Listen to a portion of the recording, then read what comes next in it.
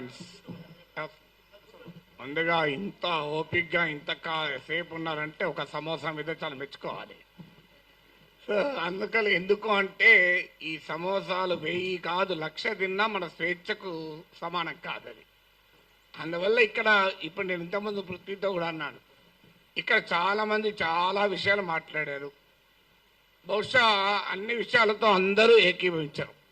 కానీ నాగరిక ప్రజాస్వామిక సమాజానికి ఉండాల్సిన లక్షణం ఏంటంటే ఏ అభిప్రాయాలు ఉన్న వాళ్ళైనా ఒక వేదిక మీద ఉండి మాట్లాడగలగాలి. అది నాగరిక సమాజానికి ఉండాల్సిన లక్షణం. సో ఇక్కడ ఉన్న వాళ్ళందరికీ ఒకటే కన్సర్న్ ఏంటంటే స్వేచ్ఛను హరించకూడదు. ఇక్కడ మాత్రం డిఫరెన్స్ ఏం లేదు కదా ఎవరికి. భావ ప్రజ్ఞా స్వేచ్ఛను హరించకూడదు. భారత రాజ్యాంగం కల్పించిన ఆర్టికల్ 19(1)(a)లో కల్పించిన భావ ప్రజ్ఞా స్వేచ్ఛను హరించకూడదు. హరిస్తే ఏం చేస్తారు? కేసులు పెడతారు. నేను అన్నాను అరెస్ట్ చేస్తారని భయమా సార్ అన్న. భయం ఉంటే యాంటిసిపేటరీ బెయిల్ పోతాను, పోలే కదా అన్న. ఇంతవరకు యాంటిసిపేటరీ బెయిల్ పిటిషన్ వేయలేదు, వేయను కూడా. ఎందుకంటే నవ్వుతూ అన్నా, నా జీవితంలో చాలా అనుభవాలు వచ్చాయి, అసెంబ్లీతో సహా. ఒక జైలు అనుభవం రాలే, అది కూడా పోయి చేస్తే నా ఆత్మకథ పూర్తవుతుంది, ఇంకో చాప్టర్ అని చెప్పాను. సో అందువల్ల అరెస్టులకు భయపడే వాళ్ళం అయితే ఇక్కడ దాకా రాకనే పోయేవాళ్ళం. నేను 30 ఏళ్ల వయసులో యూనివర్సిటీలో అసిస్టెంట్ ప్రొఫెసర్గా ఉన్నప్పుడు Times of India group daily the ఇండిపెండెంట్కు ఒక ఆర్టికల్ రాశారు. అప్పుడు ముఖ్యమంత్రి నెదురుమల్లి జనార్దన్ రెడ్డి పైన glad to see him go అని రాశారు. అప్పుడు చీఫ్ మినిస్టర్ ఆఫీస్ నుంచి వైస్ ఛాన్సలర్ ఫోన్ వస్తే నన్ను పిలిపించాడు.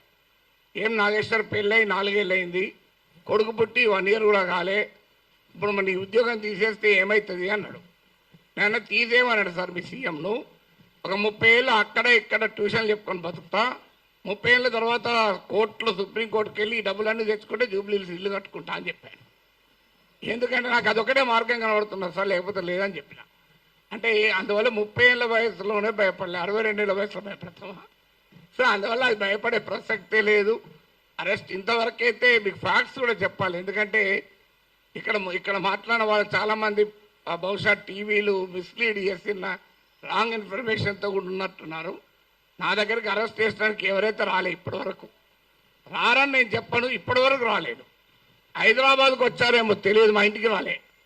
అయితే అక్కడ తెలంగాణ పోలీస్ ప్రొటెక్షన్కి వస్తే వాళ్ళ ఫోటోలు వేసి మనం మీడియాలో ఆంధ్ర పోలీస్ వచ్చిందని రాశారు. ఆ వీడియోలో ఉన్న వ్యక్తి మన టోలీచెక్ సిఐ.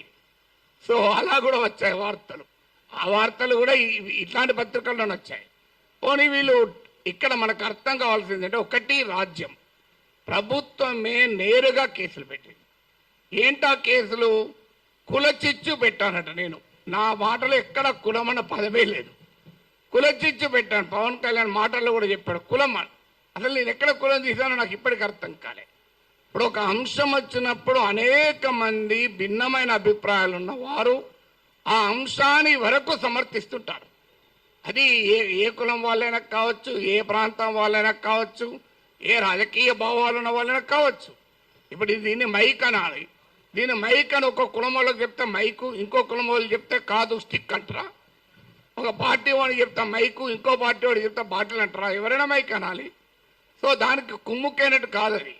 తర్వాత ప్రాంతం అని కూడా తీశాడు పవన్ కళ్యాణ్. ప్రాంతం అని తీస్తే ఎవరు తీశారు ప్రాంతం? నిజంగా ఇక్కడ వచ్చిన ఇన్ని సంఘాలు ఉన్నాయి, వీళ్ళు తీయలే. తెలంగాణ సంఘాలు మొదలు ప్రాంతం అనే ప్రస్తావనే తీయలే. ఆ ప్రస్తావన తీసింది కూడా ఆ 2 పార్టీల వాళ్ళే. నువ్వు తెలంగాణ వాడివి, ఆంధ్రప్రదేశ్ రాజకీయాల గురించి ఎట్లా మాట్లాడుతావు? అయ్యా మరి నేను అమెరికా వాడిని, అక్కడ ఓటర్నా, ఆడ మాట్లాడుతున్నా కదా. ఇరాన్ పైన మాట్లాడుతున్నది ఇరాన్ ఓటర్నా? ఇది ఎక్కడ సిద్ధాంతం అయ్యా? మీరైతే ఇక్కడ ఇల్లు కలిగి ఉంటారు, ఆస్తులు కలిగి ఉంటారు, మేము మాట్లాడకూడదంటే ఎట్లా? నేను తెలంగాణలో ఉన్నవా పుట్టినవాడిని కనుక తెలంగాణ వాడి కనుక మాట్లాడద్దంటే ఎట్లా? అంటే కులం తీసింది మీరు, ప్రాంతం తీసింది మీరు, మళ్ళీ మమ్మల్ని కులము ప్రాంతం తీశారంటున్నారు. ఎంత ఆశ్చర్యం చూడండి. ఇక అది కులం చిచ్చు పెట్టారని కేసు పెట్టారు. అక్కడ కులం ప్రస్తావన కూడా చేయలేదు నేను. ఇంకో కేసు ఏంటిది? ఈవెన్ నోటీస్ ఇవ్వకుండా కూడా అరెస్ట్ చేయొచ్చు 3 ఏళ్ళు. ఏంటది అంటే అల్లర్లు సృష్టించేదానికి పనిచేశారట. నేను ఇప్పుడు ఈ ఇన్సిడెంట్ జరిగి 10 రోజులు అయింది. ఎక్కడ అల్లర్లు అయింది? 2 దోమలు కూడా ఎవరు చంపలే, 4 ఈగలు కూడా చంపలే. అల్లర్లు ఎక్కడే? పోనీ 2 కుక్కలు కొట్లాడుకున్నాయా? అరే ఏమో ఏంది మీకు? అల్లర్లు సృష్టించారు. అదే కాదు, ప్రజా జీవితాన్ని అల్లకల్లోలం చేశారట ఒక కేసు. జోకేంద్ర వాళ్ళు పెట్టిన కేసులు మనం నవ్వొస్తాయి. మీరు ఎంతమంది చూశారో తెలియదు నాకు ఎఫ్ఐఆర్లు. ఆ సెక్షన్ నేను చూస్తే ఆ లాలోనే ఉంది, this section is not applicable for words అన్నాడు. మరి నేను వర్డ్స్ కాకపోతే ఏం మాట్లాడినా బాంబులు వేసినా. ఇంకో దగ్గర this section is not applicable to the statements అన్నారు. మరి నేను మాట్లాడేది వర్డ్ స్టేట్మెంటే కదా. అంటే అప్లికేబుల్ కాదని చట్టంలో ఉన్న కేసు పెట్టారు. ఇక చూడండి, ఇక్కడ మనకు అర్థం కావాల్సింది అంటే చాలా మంది మిత్రులు మాట్లాడారు, నేను మాట్లాడిన అంశం అసలు ఇష్యూనే కాదు, అది ఇష్యూనే కాదు. నన్ను కులం అన్నారు. ఇప్పుడు ఇంతకుముందు విమలక్క గారు చెప్పారు, నేను ఏ కులంలో పుట్టాలనే హక్కు నాకుంటే, అది అవకాశం నాకుంటే అది నేను డిసైడ్ చేసుకుంటాను. ఎక్కడో చూడ పుట్టిన తర్వాత ఎక్కడున్నాం అనేది పాయింట్ కదా.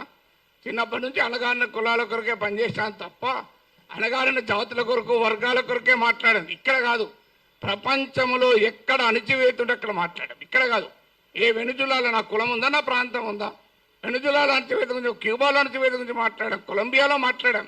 అక్కడ ఎవరి కులాలు ఉన్నాయి, ఎవరు ఏమున్నాయో మాకు. సో ఎక్కడ అణచివేత ఉంటుంటే అక్కడ మాట్లాడతాం. సో అందువల్ల ఇక్కడ అసలు విషయం ఏంటి అంటే, ఇంతకుముందు చెప్పారు మన మిత్రుడు రఘు చెప్పాడు, అసలు విషయం ఈ ఇష్యూనే కాదు. ఇష్యూ ఏంటి, ఆంధ్రప్రదేశ్కు విశాఖపట్నానికి రైల్వే జోన్ ఇచ్చాడు. ఆ ఇచ్చినట్టే ఇచ్చి ఆదాయం వచ్చే కిరండాల్ కోరాపూట్ లైన్ తీసేసి ఇచ్చారు. ఆ లైన్ను ఒరిస్సాకు పంపించారు. ఆంధ్రప్రదేశ్లో ఒక్క రాజకీయ పార్టీ అడగదు.